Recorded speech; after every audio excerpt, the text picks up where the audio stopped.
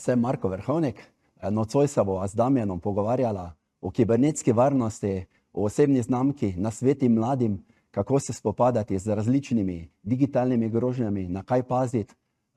Tako da hvala lepa za pozornost in se veselim pogovora.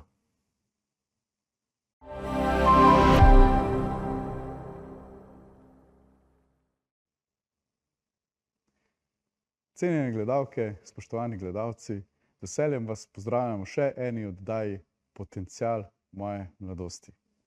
Vem, da to vedno rečem, ampak tokrat se pa res še posebej veselim tega pogovora. Z mano je pravzaprav moj dolgoletni znanec, prijatelj in strokovnjak na dotičnem področju kibernetike in IT varnosti. Marko Vrhovnik je nocoj moj gost. Marko, pozdravljen in v prvi vrsti najlepša hvala, ker si se odzval na moje povabilo. Pravzaprav, če so iskreni, je bilo zelo na hitro, in si takoj rekel da. To mi je zanimivo pri tebi, zato sem te tudi z veseljem predstavljen dejansko napovedal, ker si človek dajev. Rad rečeš ja in malokrat rečeš ne. To mi je pri tebi zelo impresivno. Od kod ta mentaliteta? Hvala lepa, Damjan, za povabilo. Se zelo veselim najinega pogovora. Pozdravljeni tudi gledalke in gledalci, predvsem mladi. Upam, da vam bo kakšen nasvet, kakšno napotek prišel prav tudi na vaši karierni poti. Saj vemo, da v življenju redko kdaj je ta linearna črta. Res je, res je. Pridejo vzponi, padci. Zato je ravno ta radovednost, zanimanje, da iščemo nove stvari. Včasih pride tudi kak ne, je pa dobro, da smo pozitivno naravnani, da je čim več dajo, moramo pa tudi paziti, da nas v teh obveznostih v današnjem času vsi ti daji preveč ne izčrpajo. Zato to je tudi pomembno pri usklajevanju posla, zasebnih obveznosti, družinskih obveznosti, prijateljih. Vemo, da je ogromno različnih aktivnosti. Zato je dobro pol nekako to usklajevati. Uravnotežiti. Uravnotežiti, tako. No, da bodo gledalke in gledalci malo vedeli, o čem govoriva, pravzaprav s tem želim povedati, da dostikrat rečeš nekim novim stvarem ja, da jih potrdiš, greš na nek dogodek, to mi je pri tebi res zanimivo. Ti si štajerskega konca, ampak redno te srečujem na raznih dogodkih poslovnih, takšnih in drugačnih, v Ljubljani, na Gorenjskem, na Dolenjsko greš, na Primorsko. Praktično Slovenija ti ni omejitev, pa tudi kam drugam vem, da bi šel. Skratka, vedno, ko sem te jaz povabil, si prišel na ta dogodek. In tako kot praviš, si odprt, vidim te tudi v zadnjih letih rasteš zelo, kot oseba in karierno. Po drugi strani si pa izpostavil zelo zanimivo stvar. Zelo pomembno stvar. Lepo je, fino je reči da, probati nove stvari, s tem rastemo, gremo iz cone obdobja. Jaz mislim, da je to elementarna stvar, če se človek želi razvijati. Ampak v tej res dobi, ko smo vsi, bom rekel, razpotegnjeni, vse povsod, preveč je vsega, prehiter tempo, pa mogoče prevečkrat reči ja nekomu in nečemu pa tudi ni zdravo. Se hitro sesuje to ravnovesje, o tem si govoril. Ampak, če se vrneva malo nazaj na tvoje začetke, karierne. Kje se je vse skupaj začelo, da si danes tukaj, kjer si, torej, da poveva gledalcem, torej, si strokovnjak, v bistvu nekako prodajni, tehnični svetovalec za področje kibernetske varnosti in tudi nekih drugih IT rešitev pri podjetju T2. Imaš odgovorno vlogo, delaš s podjetji po celi Sloveniji. Kako se je skupaj začelo pri tebi? Hvala lepa, Damjan, za predstavitev. Začelo se je, vedno so me zanimale nove stvari, moderne stvari, že od samega otroštva, kako stvari delujejo. Včasih ni bilo še toliko teh računalnikov oziroma so bili zastarele zadeve. Enostavno je bilo, da sem razstavil kakšen radio, popravil kakšen računalnik. Tudi sosedje, družinski člani so se obračali name. Logično. Tako da, daj mi to porihtaj, tisto porihtaj. Tako da je bilo obdobje, ko sem imel doma tudi po nekaj računalnikov. Tako da začelo se je tukaj. Ker če razvijaš nekaj pri sebi, tudi za sebe, lažje potem tudi drugim pomagati. No. Tako da tu so bili začetki, je pa tako, da stvari se nenehno razvijajo v današnjem času. Zdaj, če pogledamo od teh disket, videokaset, CD-jev, DVD-jev. Jaz sem še ravno toliko star, da se jih spomnim. Ja. Ko smo prišli domov s prijatelji, ko si čakal, da si en MP3 dol potegnil, pol urce. Tako da so bili, začetki so bili zanimivi, da smo šli tudi mi čez to obdobje, da vemo, kaj je zdaj. Danes imaš vse na dosegu roke. Drži. So prednosti in so tudi pasti teh modernih stvari. Tako da, če gledamo, ogromno je tudi podjetij, ki še nimajo teh osnov urejenih. Tudi, če gledamo, so tudi zaupanje podjetij, samo pomembnost poslovanja, kaj kdo klikne. Tu vidimo, da je precej priložnosti se skriva tudi na tem področju. Če gledamo od začetka pa do današnjega dneva, podjetja so rasla, niso pa imeli strokovnih ljudi. Sploh manjša podjetja si niso mogla privoščiti dedicirane osebe, da bi jim te stvari spremljali. Za IT in podobno. Tako da tukaj smo videli priložnost. S podjetjem T2 sem jaz začel sodelovati že leta 2007. Skoraj 20 let. Skoraj.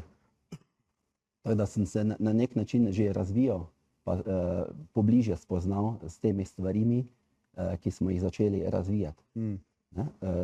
Prvo delovno mesto je bil svetovalec na tehnični podpori v podjetju T2. Tam smo prejemali različne klice strank, kako si priklopiti modem, to mi ne deluje, tisto mi ne deluje, kako poslati sporočilo. Tako da dejansko so v tistem času so še bili telefoni na tipke, ni še bilo toliko teh pametnih telefonov. Od predstavitve teh prvega menika iPhonov, Applov, legendarni Steve Jobs, potem so pa zadeve se bliskovito, v bistvu praktično eksponentno rasle tudi potrebe po dodatnih virih, po hitrejših povezavah. Drži. Ampak preden bo šla naprej na v bistvu, kakšno je danes stanje, kakšna je ta krajina, tehnološka in tako naprej, ker ti si res, rekel, tukaj doma, začel si s tem ljubiteljsko in to je preraslo v kariero. To mi je res zanimivo in na to se še vrneva. Ampak recimo me zanima to, kar si zdaj zadnje izpostavil, da so tukaj tudi določene potencialne slabosti, nevarnosti tega. Kako ti gledaš na to, kaj je danes, pa mogoče, če se malo osredotočijo predvsem na mlajšo populacijo, kje vidiš ti največ tukaj potencialnih slabosti pri prekomerni uporabi tehnologije? Tu imamo različno. Eno so slabosti, ki slabo vplivajo sploh na mlade, drugo so pa tehnične problemi, nevarnosti, tudi ti malware, dejansko škodljive podjetje. Zdaj, če bi se vrnil, kar se tiče mladostnikov, tu vidimo ogromno nevarnih trendov. Prvič je prekomerna uporaba mobilnih naprav, socialnih omrežij. Ne vemo, težko, tudi če gledamo iz vidika staršev, nimajo pod nadzorom, kaj otroci gledajo, spremljajo. Obstajajo sicer določene aplikacije, ampak z malenkost iznajdljivostmi se tudi to da zaobide. Tako da je pa tudi trendi, vidimo v preteklosti, v katerih smo že tudi ozaveščamo, dejansko tudi izvajamo izobraževanja mladih, tudi podjetij, zaposlenih, tudi za vodstvo, v bistvu različne izobraževanja na kibernetske varnosti. Pri mladih vidimo predvsem te trende, TikTok, ko so bili v preteklosti, kot so bili razni s paracetamolom, oziroma ko je že ni bilo več igra, ampak je že lahko resno vpliva na zdravje in na posledice. Tako da tu v bistvu moramo predvsem tudi, če gledamo odrasli, moramo biti vzgled za otroke, da tudi si mi neko mejo postavimo, koliko naprav, koliko je še neka zdrava meja. Marsikdo se zjutraj zbudi, prva stvar je, ko v roko prime telefon. Tukaj so izzivi tudi pri meni, da nimam telefona v spalnici, da ga puščam v drugem prostoru, da ni res tisto prva stvar, katero primeš v roko. Boljše prijeti knjigo, nek mindset. Ali pa ljubljeno osebo najprej, ne? Tako, ja. Ki ob tebi. Tako. Ti si družinski človek, ne? Štiri otroke. Kaj opažaš pri svojih otrocih? Imam dve hčeri. Ena bo šla zdaj v 1. razred, ena pa v 5. razred, ampak nobena nima telefona. Kljub temu, da mi reče, vsak ima telefon, ampak nekako vztrajam, da ni potreben za te zadeve, ker vemo med odmori, kakorkoli, je še ogromno časa pred njo, pa še v bistvu nič ne bo zamudila. Tudi probamo se izogibati doma, da ko pride domov, da ne gre takoj za televizijo, čeprav že ona išče malo te ovinke, pa gre do babice, kakorkoli, ni omejitev. Babice vemo, kako je pri babicah, ne? Ja. Je pa tudi, če gledamo YouTube, tam je ogromno stvari gor, tako da... Bova tako iskreno povlekla črto, rekla, vsega se ne da preprečiti.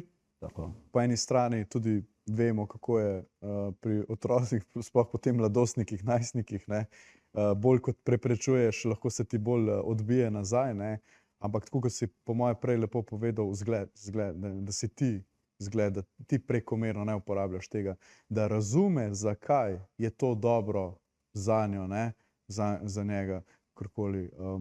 In to se mi izobraževalno zdi kombinacija, ne samo restrikcija brez izobraževanja. Tako da, ja, evo, vidiš, ti imaš iz prve roke tudi izkušnje, zdaj bo šele veselo, najstniška leta. Koliko je stara potem v 5. razredu hčera? 10 bo letos. 10 bo, aha.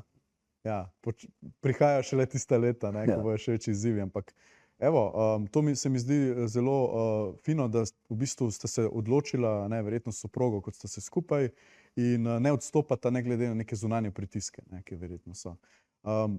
Zdaj pa, če se vrneva, lepo si to razmejil. Eno so te nevarnosti, drugo so pa te dejansko kibernetske varnosti.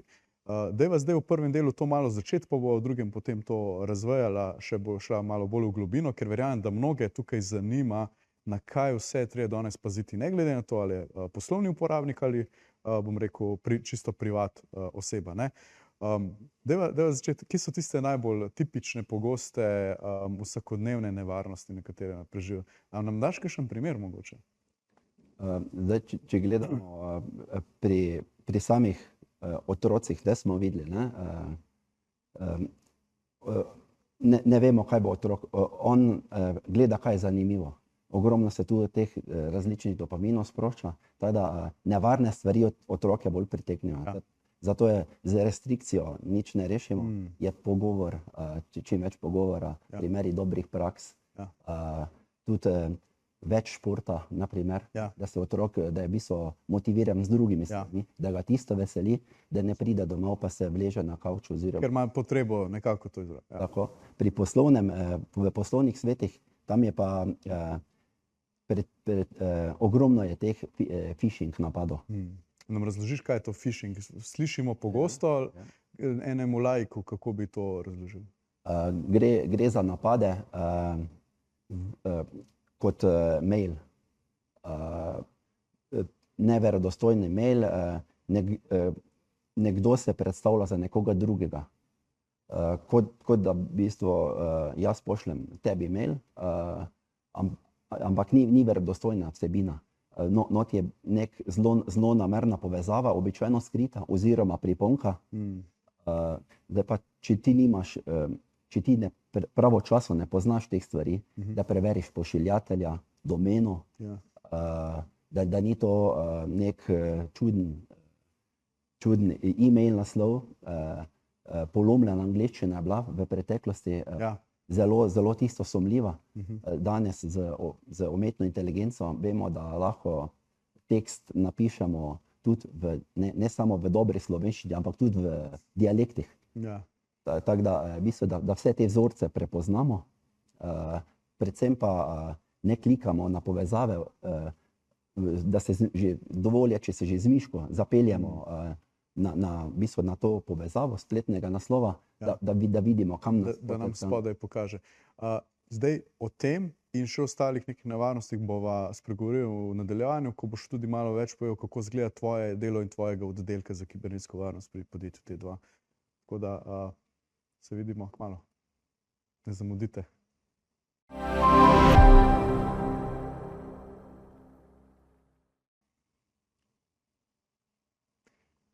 Spoštovani, nadaljujemo ta zelo zanimiv pogovor z mojim nocojšnjim gostom. Marko Verhovnik je še vedno z mano, strokovnjak za kibernetsko varnost in tudi nekatere druge IT rešitve v podjetju T2.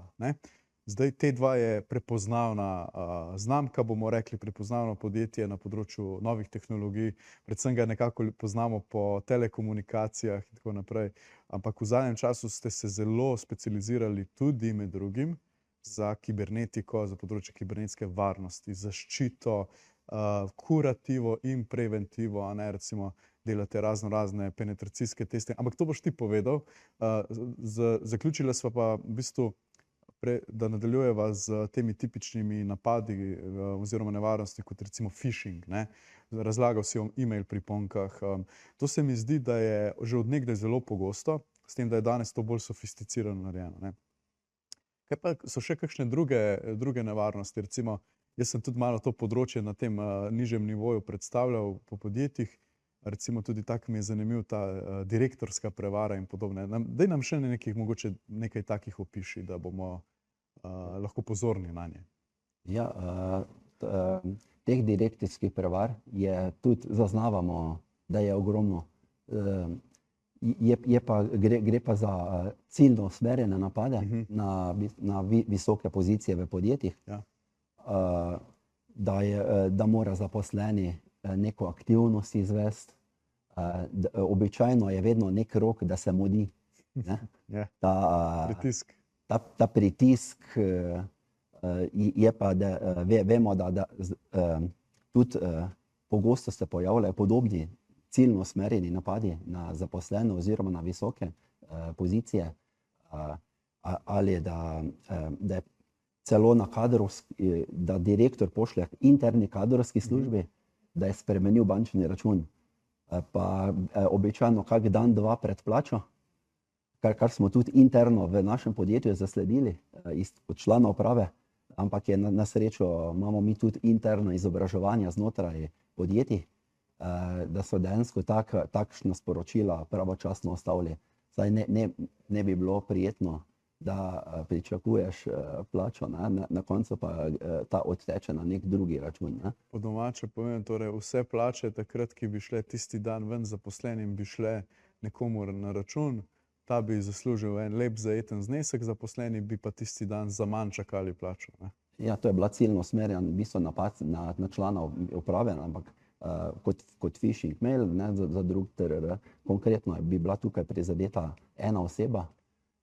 Vemo pa tudi danes z umetno inteligenco, da tudi nek posnetek pogovora, podcast, kakorkoli, nam lahko že sam AI tako dobro v bistvu ponaredi in zvok in video, da mislimo, da je lahko verodostojna vsebina. Se pravi tudi glasovna identifikacija, ki bi jo recimo rekel, aha, to je pa zdaj res verodostojno, če mailu ne zaupamo, pa rečemo, zdaj pa kljukica, to je to. Tudi tukaj moramo biti previdni, dvakrat preveriti stvari, trikrat.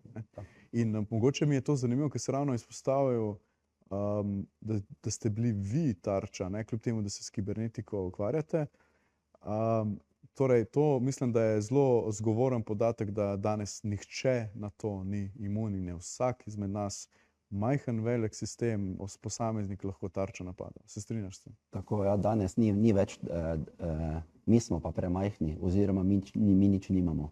Vsako podjetje ima ogromno različnih osebnih podatkov, ogromno nekega know-how, različnega kapitala, sumljivih, zaupnih dokumentov.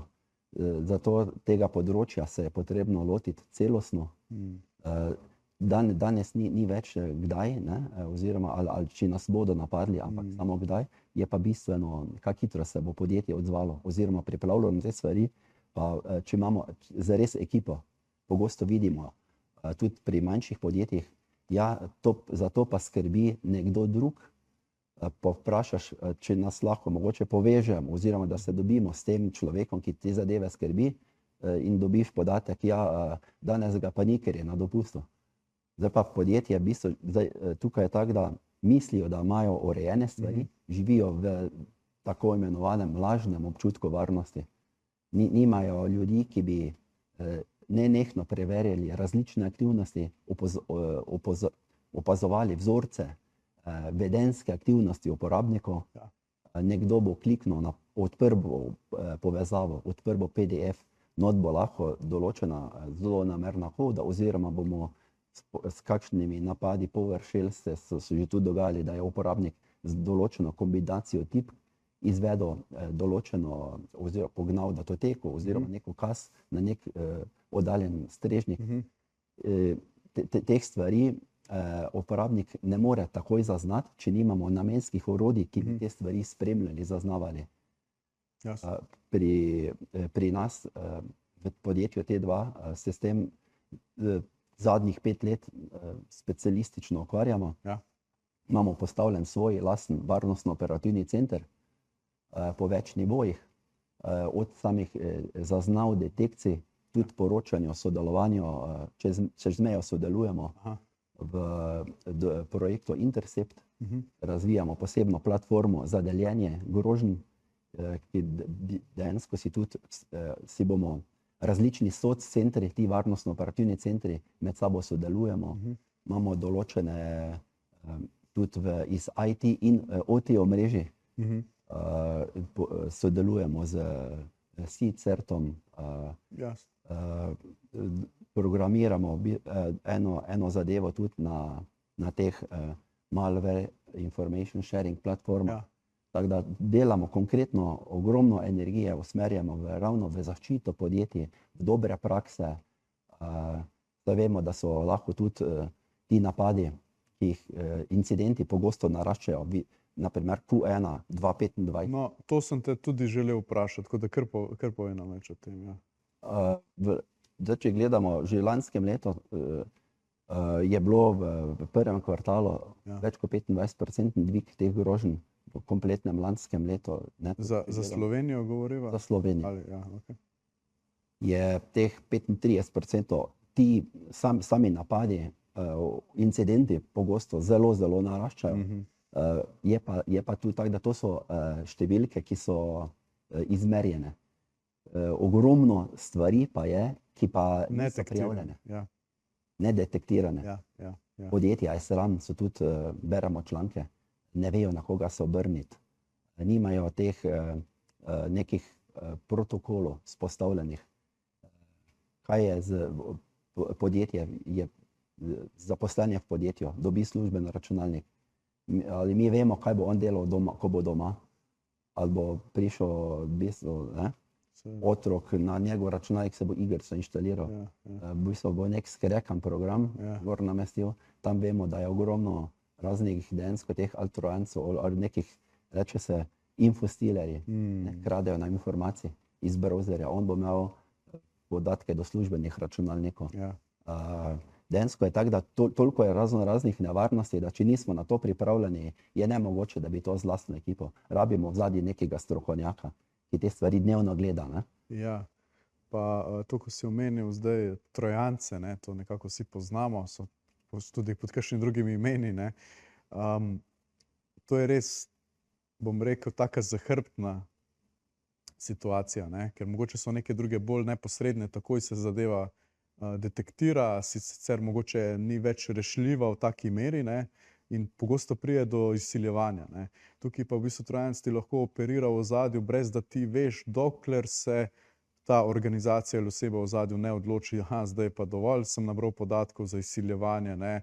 Sej lahko je to neka podlaga z nekimi informacijami, lahko so enostavno pogosto v podjetjih zablokirajo podatke, zablokirajo omrežje neko interno, jih zaklenejo in grozijo, da proti plačilu jim bojo te podatke nazaj vrnili. In dostikrat podjetja nima teh backupov, to boš tudi sam nam verjetno še kaj o tem povedal. In dejansko brez tega lahko, po domače bi rekli, zapre štacuna, neha poslovati, ker obnoviti vse te podatke, dobiti nazaj je praktično nemogoče v kratkem času.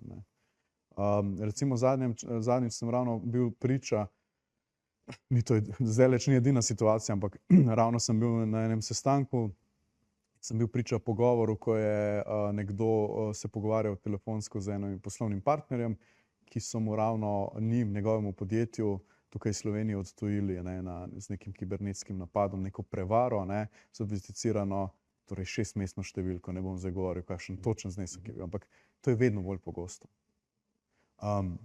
Kaj svetuješ, kako naj se zaščitimo vsi skupaj pred tem? Tisto po liniji, dajmo reči vsaj po liniji najmanjšega odpora. Kaj je najmanj, kar vsi lahko naredimo znotraj podjetij, skupnosti? Ja, te stvari je potrebno obravnavati celostno, začne se z izobraževanjem. Super, ja. Da se podjetja redno izobražujejo, da imamo vzpostavljene določene pravilnike, politiko čiste mize, radi rečemo, da nimamo gesel zalepljenih na monitorju. Ja, to so res osnove, ne? Čiste osnove, Ja. da niso gesla 1, 2, 3, 4, čisto banalno rečeno. Marko 1, 2, 3. Ja, na tak način, da nismo lokalni administratorji, da imamo segmentirano omrežje, backupi so pomembni, je pa sam, če imamo mi backup lokalno shranjen na istem računalniku, kot pride do napada, vemo, da tak backup bo zelo vprašljiv. Konkretno recimo za backup, to verjamem, da mnoge zanima. Kaj bi svetoval tukaj? Fizično, oblak, kombinacija, kako? Tu je kombinacija zelo priporočljivo in koristno je, da je tudi na neki oddaljeni lokaciji, da je v drugem omrežju. Tako da imamo dejansko vzpostavljeno zelo dobre v ozadju, tudi v večjih podatkovnih centrih, ki jih sami operiramo. Pomembno je, zelo pomembno je v današnjem času, da so ti podatki, da ne odtekajo nekam v tretje države. To tudi Evropska unija na tem zelo dela, ne? Tako da mi zagovarjamo, da so podatki v Sloveniji, varnostno-operativni center imamo v Sloveniji, konkretno v Črnučah, v Ljubljani, enega še imamo v Mariboru. Tako da to sta glavna dva, ki dejansko sta res zgrajena po najnovejših smernicah. Smo tudi skladni z vsemi temi novimi direktivami, certifikati, ki so ISO 27001 za informacijsko varnost, za neprekinjeno poslanje 22301, 27018, kar se tiče clouda, ker smo ravno pri podatkovnih centrih, vidimo, da so tudi potrebe na tem področju razvijajo. Zato tudi nudimo podjetjem gostovanje infrastrukture v naših lokacijah. Že zaradi tega, če pri njih slučajno pride do kakšne katastrofe, da še imajo kot neko redundanco tudi pri nas, podjetja lahko prenesejo svoje resurse k nam in mi ponudimo prostor, omaro, elektriko oziroma najamejo virtualko, pogovorno pri nas, kar je tudi z AI-jem vidimo, da se dejansko potrebe po teh resursih močno povečujejo. Zelo na kratko, ker potem imamo še zadnjo zaključno vprašanje, ko boš spregovoril mladim direktno poslušalcem. Se pravi, če podjetje, imate rešitve tudi za mala podjetja, vem, ker so se o tem pogovarjala, torej niso samo predrage rešitve, ampak imate tudi za SME-je, mala podjetja rešitve, tako da se pravi, kje te najdejo, če se želijo o tem kaj pogovoriti? Marko, zelo na hitro sam povej, kje si najbolj prisoten. Spletno recimo. Podjetje, zdaj če gledamo spletno, me najdejo na LinkedInu, tam sem najbolj prisoten. Tudi če se podjetje obrne na mene, konkretno na T2, Marko Verhovnik, bodo svetovalci znali povezati. Če te pogooglamo, te najdemo. Tudi. Ker delaš tudi na osebnem znamčenju znamki, škoda nisva danes nič govorila, ampak to tudi veliko delaš na tem. Tako. Zdi se mi pomembno, danes je tako, da ni ene zadeve. Govori se o tako imenovanem omnichannel pristopu. Da, kot si omenil, Damjan, na začetku razni dogodki, to me zelo veseli. Osebna blagovna znamka, da si prisoten med ljudmi, zelo rad se povezujem. V bistvu, to bi res dodal, preden zaključiva, ker naj počasi čas v to bo prisilil. Res bi lahko odprl še veliko tem, ampak moram izpostaviti, da pri tebi je res zelo pomembno, kako delaš ti posel. Zato tudi te vedno priporočam naprej, ker dejansko najprej daješ v ospredje odnos, spoznaš človeka in šele potem govoriš o poslu, o rešitvah. Tako da vidim, da to danes je učinkovito in ljudje radi delamo z ljudmi, z drugimi obrazi, ki jim zaupamo. Tukaj je pa zaupanje ključnega pomena, kibernetska varnost, IT rešitve in si res zaupanja vreden človek. Tako da vem, da boš tak tudi ostal. Za konec pa res, če boš povedal mogoče v enem stavku, dveh mladim, kaj bi svetoval, če je nekdo zdaj ambiciozen, karierno, kako naj realizira svoje cilje? Kaj je tisto glavno izročilo, ki bi ga dal? Zdaj, kot tak, naj bodo radovedni, informacije dovolj, ne poslušati v družbi ljudi, to se pa ne da, zato obstaja že rešitev. Menim, da priložnost je dovolj za vse, če so dovolj radovedni, da najdejo nek problem, ki ga želijo raziskati, predvsem pa odnos, spoznati sogovornika, podjetje konkretno, in potem na podlagi njihovih potreb poiskati ustrežne rešitve, ki so koristne za njih, operativno smiselne, lahko tudi precej znižajo stroške. Ker ni kar nekaj, da bi kar iz rokava potegnili določenega aduta, ni nujno, da bi te zadeve ustrezale. Naj se trudijo biti vsak dan boljši, se izobraževati, tudi v prostem času, najti hobije, ki so sklenjeni z njihovimi vrednotami, željami. Tako da nek cilj popadensko delati na tem vsakodnevno. Mislim, da so to taka res prizemljena, realna izročila in nasveti. Marko, veliko teh si nam danes podelil z različnih področji. Kot ponovadi rečem, ko mi je z nekom super zanimivo se pogovarjati, da žal premalo časa za vse in upam, da boš se še kdaj odzval na moje povabilo, pa načneva še neke druge teme. Marko, hvala lepa, ker si bil naš gost. Hvala lepa za povabilo in vsem mladim veliko čestitk in uspešno na njihovi poti. Hvala, Marko. Hvala lepa. Drage gledalke, cenjeni gledalci, to je za tokrat vse. Jaz se bom pa še naprej trudil, da pripeljem tako in podobno zanimive goste, kot je bil Marko. Tako da se družimo spet kmalu. Hvala, ker nas spremljate.